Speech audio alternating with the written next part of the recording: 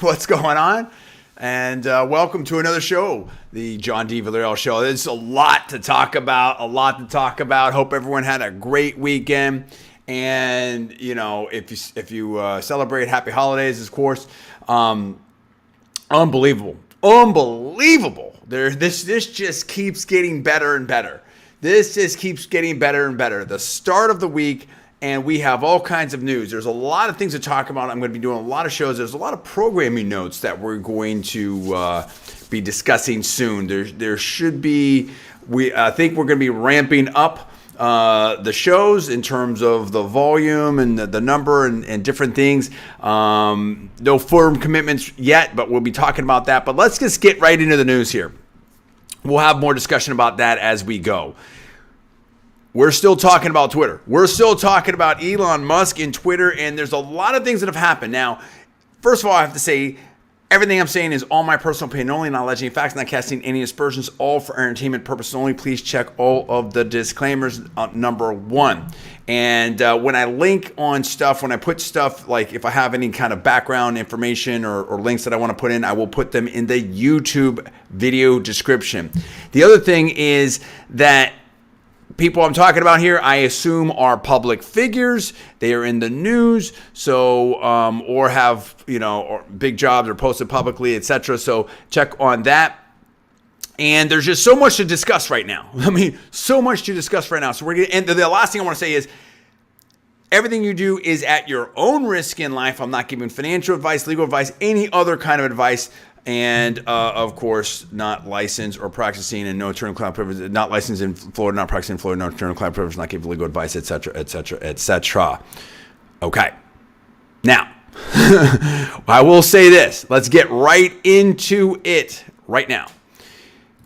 Elon Musk has made an offer to buy Twitter. That is in the news. We have discussed that. I have a video on that. You can check that video out before. What has evolved since that time and now over the weekend, and I'm going to start with this because we've got a number of people weighing in here, and I want to get your reactions. Now, also an important programming note, I am monitoring a little bit my LinkedIn and YouTube. The YouTube comments will come straight over if you're on YouTube. If you put something in the chat here, I can see it live and try to put it on the screen. Facebook, I cannot do that at this time. I may open up my Facebook and try to monitor that as well. So we are live right now, LinkedIn, YouTube, Facebook. Okay. So, ex-Twitter CEO. Okay, so this is from Fox News. Fox News, Emma Colton. All right, and this was, looks like it's about 15 hours ago. Headline, quote, ex-Twitter CEO Jack Dorsey slams board's quote-unquote dysfunction. And it goes on. Okay, now, what did Jack Dorsey say? This is from Twitter. Okay, this is the founder of Twitter. Now, I'm telling you, this game, the whole situation is evolving very quickly, okay? So, in my opinion. Now, what did Jack Dorsey say? Okay. And this, okay. Now, someone was talking about the history of Twitter board and blah, blah, blah, blah, blah. And about, quote, mired in plots and coups. Okay. Now, it's Jack Dorsey on April 17th on his Twitter account says, quote, it's consistently been the dysfunction of the company. Okay, wait a minute. That is a huge statement, okay, in my opinion. That is not a small deal. That is a massive, that is a huge, thunderbolt, okay? That is almost, I have other sound effects we can go to. We'll stick with that for now. That is a huge thunderbolt of a statement, in my opinion, from Jack Dorsey. But he goes on. I'm sorry. This is pretty crazy, in my opinion. Okay, so someone then asked, quote, if he's allowed to say that publicly. And then Dorsey said, quote unquote, no. I'll give Jack Dorsey props. This is okay. I'll lay something else out now. Okay, so and then I'll put a link in the description on YouTube on this article. This is from on Twitter, Tren Griffin. Okay, and says and this is okay. So replying to someone. Okay, I'm going to quote this here. Fred Destin, quote, "What I do know for sure is that this old Silicon Valley proverb is grounded in age-old wisdom that still applies today. Good boards don't create good companies, but a bad board will kill a company every time," unquote. Jack Dorsey responds to that. I guess it's a retweet. I can't. It's a quote, "Big facts." Okay, that is, wow. Okay, that is a huge statement. All right, and see, this is very interesting. There's so much. I mean, I have so much to respond to in depth on all of this. And as a talk show host, professional talk show host, it's like, well, do I drill down and react to all of these things? But I really feel like I have to set the table with everything and then get into it. And of course, I'll be monitoring and try to take your comments here. And let me just do this. Let me just simultaneously open up my Facebook and just to make sure that I will try to get everyone's comments on real time if you haven't. Of course, we're overnight here in my time, so obviously it's late, but I really had to get to this. There's so much to do, and I'm probably gonna be doing I may be doing back-to-back shows tomorrow. We'll get in that. Okay, so let me keep laying this. Let me keep laying this out. All right. So that's what Jack Dorsey says, and that's a lot. That's a lot. Now, you had Joe Rogan, okay? Again, Fox News, Joseph A. Wolfson article that basically, quote, unquote, from Joe Rogan, everyone is so excited. Talks about how Elon is so smart and, how that I think there's a comment here that okay, and so from Joe Rogan, quote, "That's why, me included, everyone is so excited that Elon Musk is trying to buy Twitter, quote unquote. We're like, yes, the great one." Okay, so Rogan is definitely all for this, and he was talking to Bill Maher recently, and they were both talking about some different aspects of what's going on right now. I'll throw something else out there. Okay. Now, we have another situation here where I'm just trying to monitor everything. There's a lot going on here real time. We have another situation here where this is from Eva Davis, and she is the global, I want to make sure I got the title right, Global Transactions Department Chair, and does M&A at Winston & Strawn. Huge law firm, okay, no doubt about it. And, full disclosure, in my opinion, I know people that work there. Okay, so, and she talks about how she has a class that she teaches at USC Gould School of Law. Great law school. And it's going through some of this analysis. This is on LinkedIn, and I'll put links in the video description. And just talking about the sort of, she obviously discusses some M&A, and she goes through, sort of the history, some of the elements here, and I'll let that post speak for itself of sort of the timeline of what happened here and some things that she's going to talk about potentially in her class about the disclosure, and then just how this went down in terms of some of the history, from that kind of analysis. Pretty interesting, and links to a New York Times article, headline of, quote, "When the world is at the whim of one billionaire."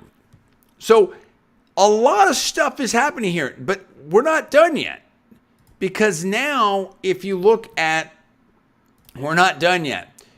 Another thing, this is Fox Business, and there's a lot more, I'm sure. I mean, I've been busy today, so I'm sure there's a lot more other news sources and articles out there about this.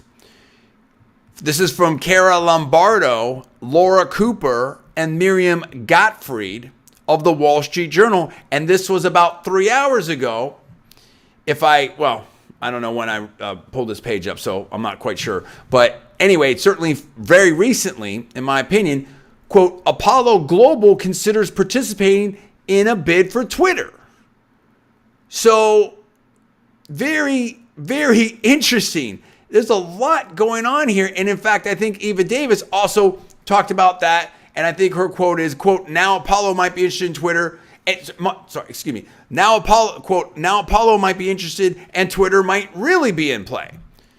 So a lot is going on here. Very interesting. And in this article, it talks about Apollo. It talks about Morgan Stanley. It talks about how Apollo also owns Yahoo. Super, super interesting on what this had. And then, of course, there's the poison pill. Thomas Bravo is discussed in here. This is just I'm skimming it. I'll put a link to this article in here. I have no idea. Quote unquote, this is from the article. Private equity firms, including Thoma Bravo, are circling Twitter. People familiar with the matter said last week after Musk launched his surprise bid. Okay, now let's bring in Pomp in this situation, in this discussion, okay? So now you've got Anthony Pompliano, very well known in the blockchain world, on his Substack, quote unquote, the Pomp letter. And this was from very recent, I think this is the last one. And he goes through this analysis. I'll put a link again in the YouTube description, and talks about how, quote unquote, we are watching the 21st century war over free speech, and how, Elon is using, I think he said 20th century tools in a 21st century situation here. I got to try to find the exact quote. And, one of the, talking about decentralization. Now, this is really interesting. And this is really, really interesting. And I think that he really lays out how maybe we should think about this more along the lines of a decentralized type of situation. How maybe that this is more along the lines of what's happened in the blockchain world. That we have to, have platforms that are sort of more open sourced and crowdsourced. So that really adds a lot of interesting dynamic to the discussion as well. And this is a more in-depth article. I would definitely look at this and also talk about, so let's see here. Yes. And one of the quotes here is, quote, you can think of Satoshi Nakamoto, the creator of Bitcoin, as the initial 21st century technologist that understood how to employ 21st century tools to solve 21st century problems. So I think that a lot of people are thinking about this. A lot of people are really, so here's the end, a pull quote at the end from Pomp. Quote, Elon Musk is just crazy and wealthy enough to pull it off. We should all be cheering for him because the fate of free speech and the sanity of our society is potentially hanging in the balance, unquote. And Pomp has it gets again, big name in the blockchain space, has a lot of subscribers to this Substack letter, and well into six figures. So this is going out to a lot of folks out there, and it's an interesting take on it. And I think when you've got this conversion of technology, media, policy, the blockchain world, the Bitcoin world, everyone's talking about, you've got Elon Musk, the richest person in the world, over $200 billion. Now, a lot of that seems to be in, Tesla and SpaceX stock. And the board of Twitter adopted this quote unquote poison pill. That's been in the news. And I forgot to put this on the table. There's also had been discussion, and I can't find it very rapidly here, but I'll find it afterwards and link to it. And I think there was a Glancy mentioned in this in one of the articles here with Dorsey. I think there was someone did some analysis. Okay, here we go. Here we go. And this is from on Twitter from Chris Bakke. Okay, and this is in the article from Fox Business talking about Jack Dorsey. This is the article by Emma Colton. And this is a link to a Twitter post by Chris Bakke. And this is very interesting. Quote, Elon Musk is in for a bad time. I'm not sure he's prepared to take on a couple PhDs, a few MBAs, and a baroness who use Twitter once a year to reset their passwords and collectively own 77 shares of the company. Now, I'm assuming that's serious hyperbole there. All right, I'll let that's a quote from Chris Bakke on Twitter. And then Elon Musk responds. And there's this post, and there's a table here of the percentage ownership of the Twitter board members. And it's pretty interesting, in my opinion. I mean, other than, well, let me put this quote. I'll come back to that. Let me put this quote from Elon Musk that retweets it on Twitter from Elon Musk. Quote, and this is April 2:57 p.m., April 16, 2022. Quote, wow, with Elon Musk. Wow, with Jack departing, the Twitter board collectively owns almost no shares. Exclamation point. Objectively, their economic interests are simply not aligned with shareholders, unquote. That's from Elon Musk about this a table. And the table basically shows that Jack Dorsey had about 2.25%, a little bit over that of Twitter. And then the rest of these are Twitter board members. And the rest of these board members, I mean, you've got, nobody that owns more than 0.07% of the company, including, I believe, if I'm seeing it right, the current CEO. Let me double check this. And again, it's all my personal opinion only, not like Jane facts. Let me check this. Okay, wait.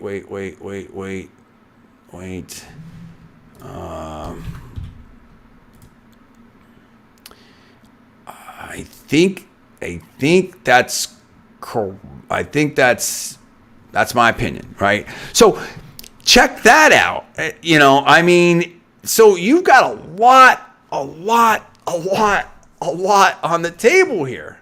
This is pretty intense, right? This is pretty intense. So a lot of people are talking about this from a lot of different angles. This is no joke, okay? This is no joke right now. So I think people have to think about, and thank you, Melanie, for liking the video on Facebook. Appreciate that. I'm trying to monitor all my socials here as we're doing this live. Where do we go from here? Okay, where do we go from here? Who knows? I'm gonna say that right now. Who knows where we go from here? But there's a lot to consider. I think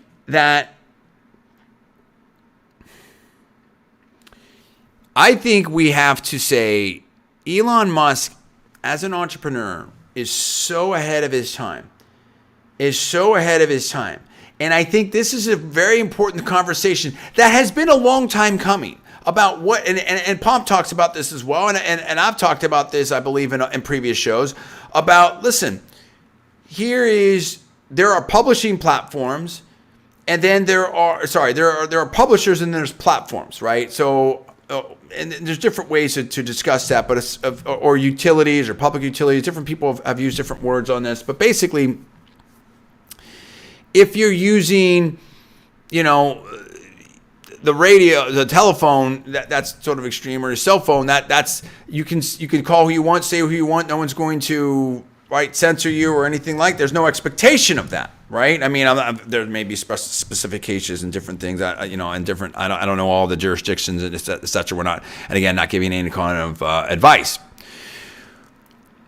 Whereas if you put out your own personal newsletter, John's newsletter, Pomp's newsletter, or a very local newspaper, then there's editorial decisions that get made, right? And there's expectations of that. But where are we at with social media? Where are we at with Twitter, LinkedIn, Facebook, YouTube?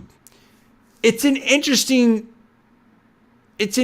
problem. It is sort of a 21st century problem, right? And we've been here for a while, and Pomp takes a strong stance on that. And I'd say, take a look at that. And I like to listen, and I've talked about this. I like to read and absorb all kinds of different opinions and news sources from around the globe and across the spectrum, because it's great to have a conversation and get different perspectives and different opinions.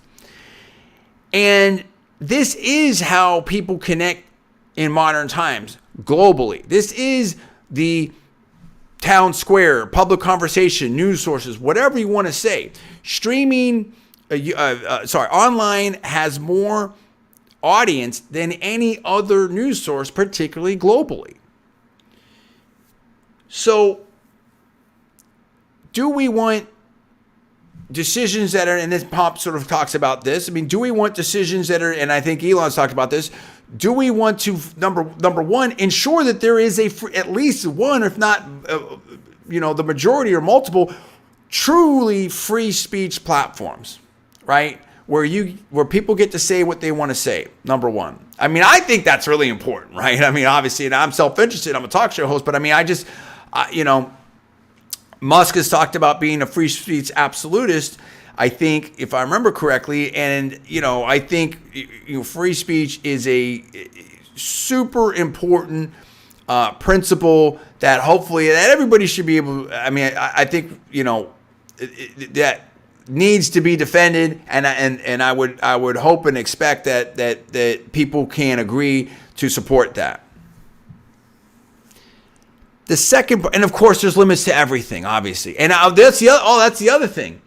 I forgot about that. I needed to talk about. I was going to link to that very quickly on my LinkedIn, and I had a lot of things going on. Elon Musk did a TED talk and talked about free. I think the quote is, if I remember correctly, I've got to pull it up. So it's going to be a paraphrase, in my opinion. Something about free speech is the right of someone you don't like to say something you don't like. And I think that's a pretty good definition, right? And I think that's a pretty good definition. Now, the second part is transparency. How are decisions made? So the people that maybe have the other side of it is, well, what about content moderation? And what about, all this other stuff? And private platforms. I think transparency, in order to have confidence and long-term audience and business viability, there needs to be a fairness and a transparency to the process, whatever that process is. And so I think Elon's position is, to the extent possible, let the market decide. And let, as the old saying goes, and I can't remember who did the quote, I'll try to find it and put it in, I won't promise this, but I might try to find it and link it in the video description again on YouTube. The antidote or the remedy for bad speech is more speech, right? And I have always said that. I'm not the only, I was not my quote, but I think the audience is very intelligent. And I think you leave it up to the audience. Give people the information and let them decide.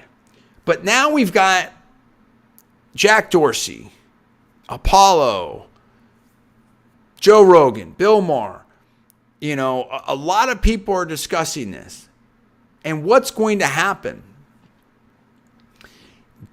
The blockchain world is getting in the mix. What is the solution? I think that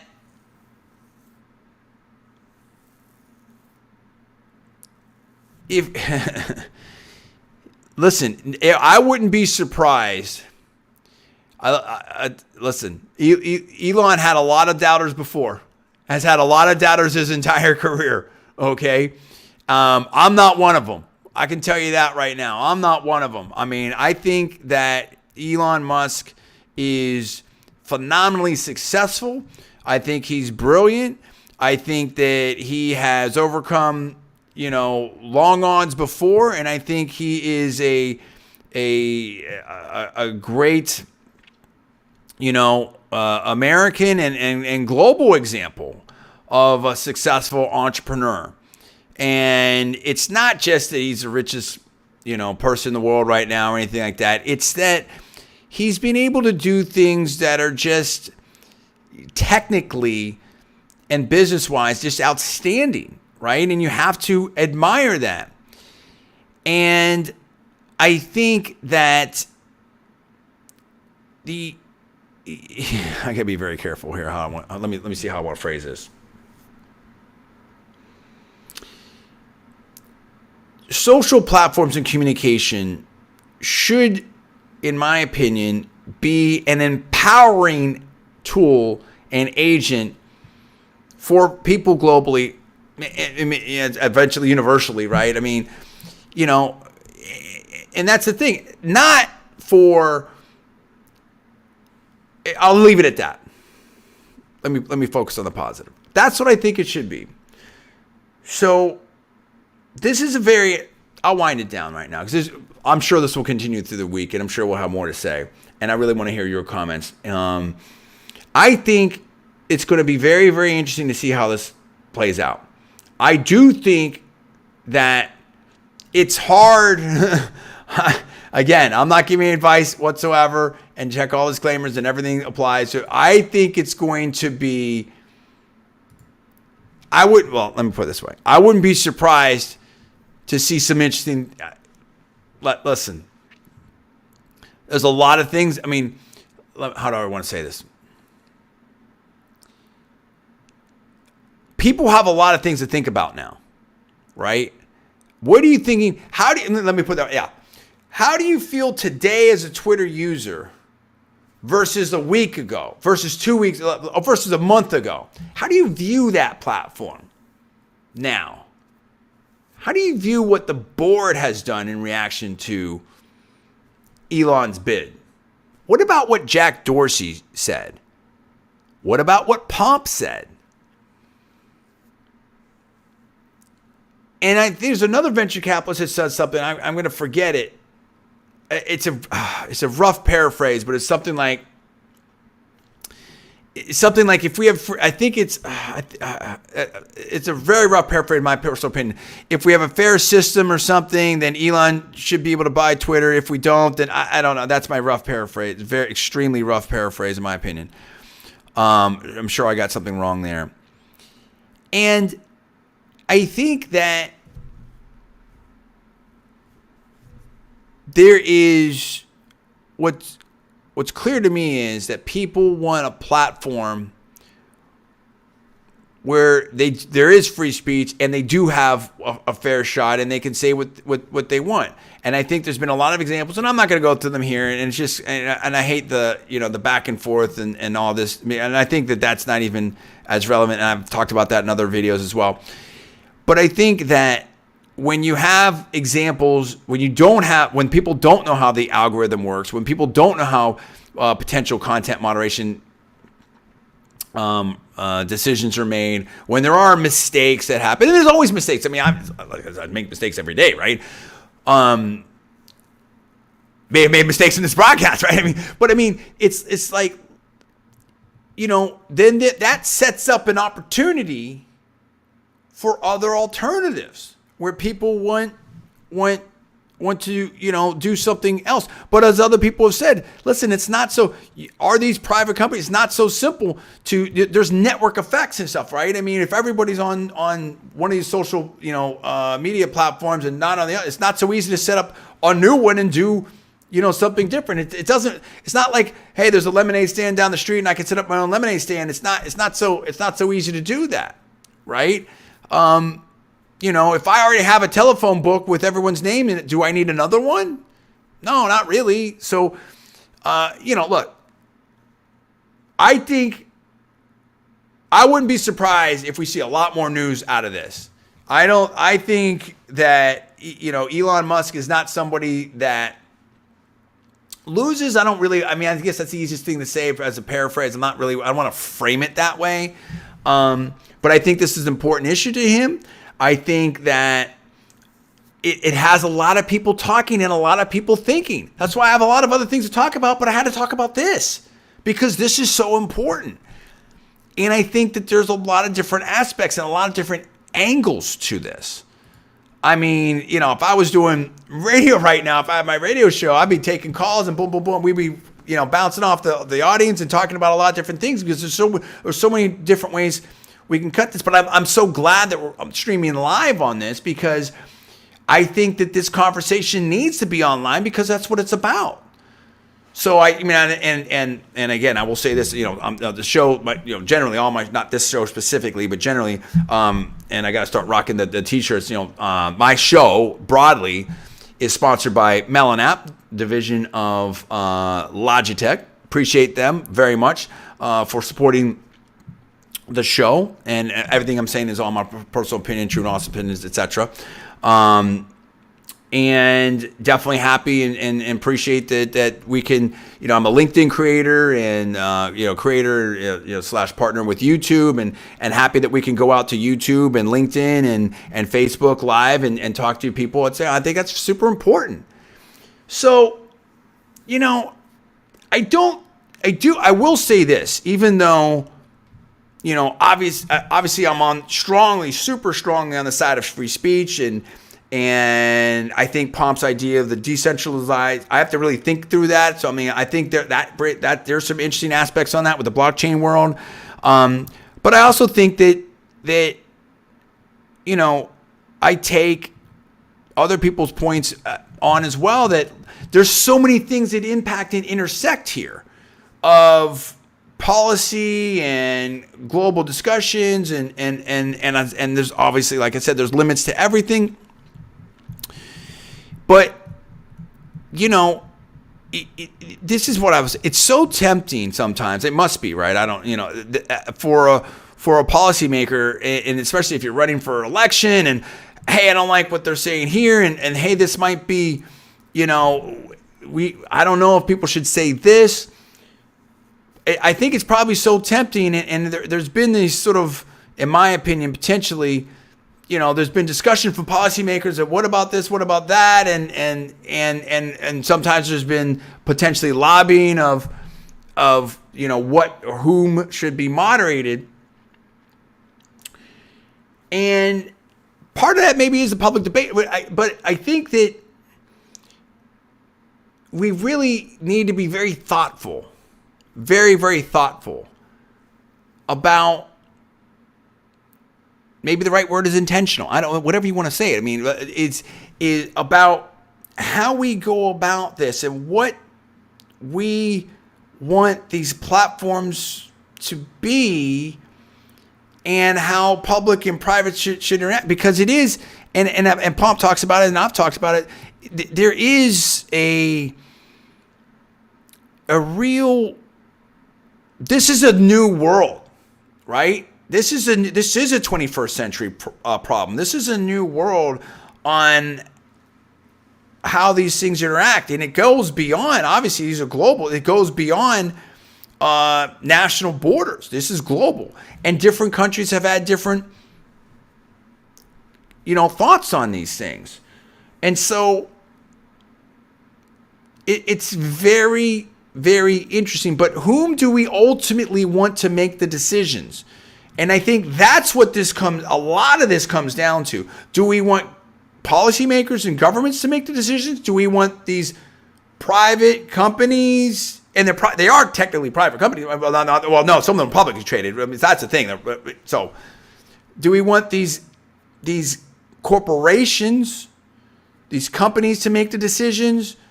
Or do we want people to make the decisions? And obviously there's intersection. But who predominantly has that call, that agency.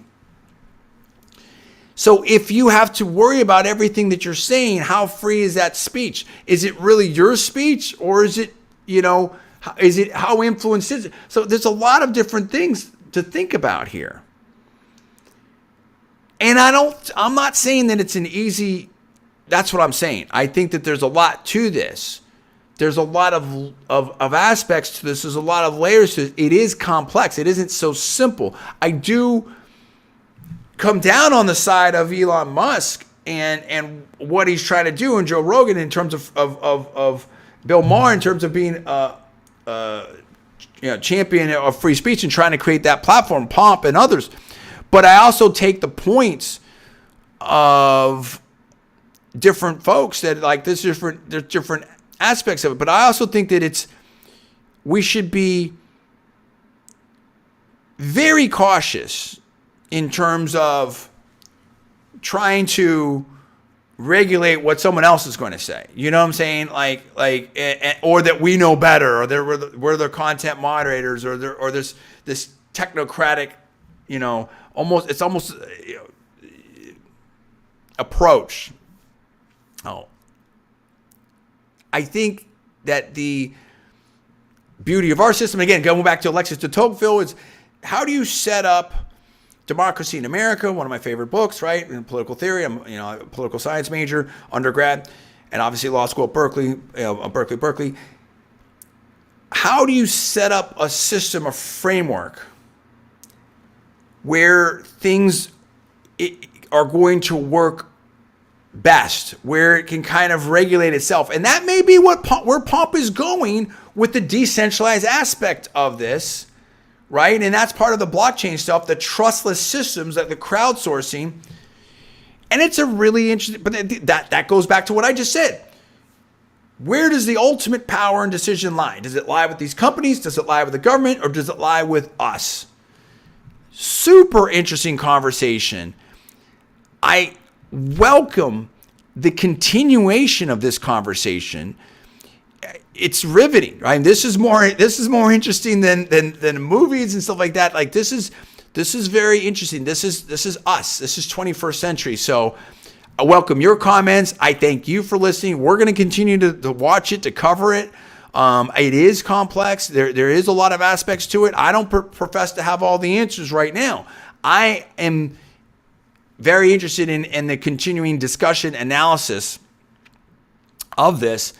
And I appreciate you for being out there. So once again, definitely appreciate, Melon app. Definitely appreciate YouTube, LinkedIn, Facebook, the audience out there. You're what makes it happen here. We're going to be talking about a lot more of this. But what do you think? Give me the comments. Give me your reaction. Give me your predictions. Where do you think happens? Does Elon buy it? Does Elon not buy it? What about what Jack Dorsey said? I mean, there's a lot. You can see some dynamics happening here. What about Apollo? What about what Pomp says? Do we need to, does the conversation go on the blockchain? I mean, does someone buy one of these social media platforms with that network effects, with the audience, and then turns it over into an open source system and puts it on the blockchain? So many different aspects here. Is it, was this, were those Web 2.0 and Web 3.0 is going to be different? How does it all evolve? I mean, there were companies that used to be big, and now they're not as big anymore. There's so many different things can go into this, but I think it's a terribly important conversation at a really important time. And I welcome your comments, and I appreciate you being there as a viewer. Anyway, my name is John D. Villarreal. I will put, again, some information in the YouTube description, and I will answer your comments and respond accordingly as much as I can. I am busy as well on the various socials. So thank you so much for watching. I'm John D. Villarreal. You have a wonderful evening. I will see you next time. Goodbye.